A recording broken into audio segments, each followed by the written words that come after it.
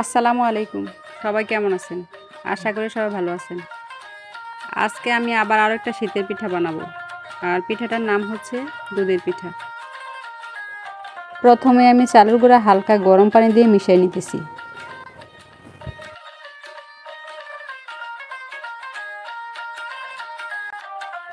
এখন চালের গুঁড়াগুলো ভালো করে নাড়াচাড়া দিয়ে মিশিয়ে নিতে হবে, যাতে করে পিঠাটা সুন্দর হয়।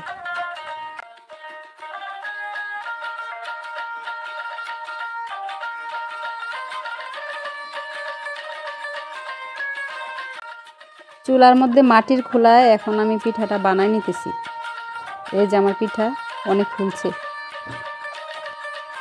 আসলে গরম পানিতে যদি চালের গুঁড়া মিশাই পিঠাটা অনেক সুন্দর হয়, ফুলকো হয়। এই যে দেখুন।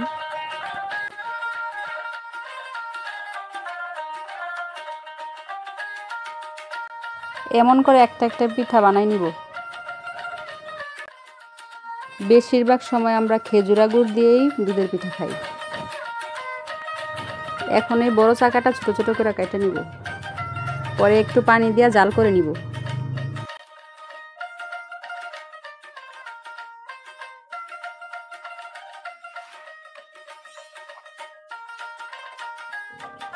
শীতের দিনে গ্রামের বাড়িতে আসলে আমরা সব পিঠা খাওয়ার চেষ্টা করি।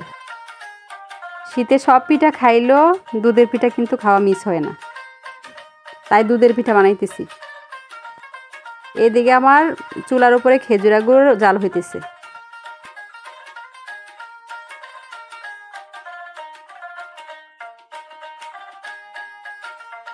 দেখেন কিভাবে গুড়ের বলক উঠতেছে।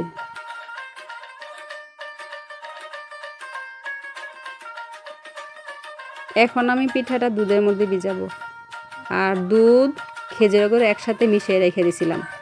এখন পিঠাটা ওই দুধের মধ্যে ভিজাইতেছি। রাতে আমি সব পিঠা দুধের মধ্যে ভিজিয়ে রাখছিলাম। এই যে 2 পাতিলে, একটাতে দেখে দুধ একেবারে বড়া বড়া, আরেকটা একটু কম হয়েছে। সাধারণত দুধের পিঠা রাতে ভিজিয়ে রাখে দুধের মধ্যে, আর সকালবেলা খাইলে পিঠাটা মজা হয়। তাই আমরাও সকালে খাইতেছি।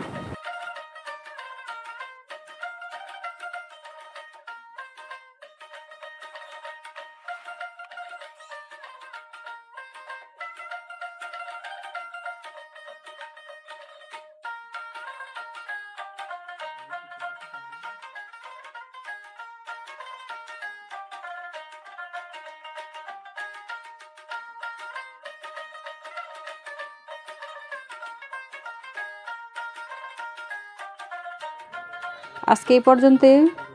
পরে আবার অন্য কোনো ভিডিও নিয়ে আসব। সবাই ভালো থাকবেন।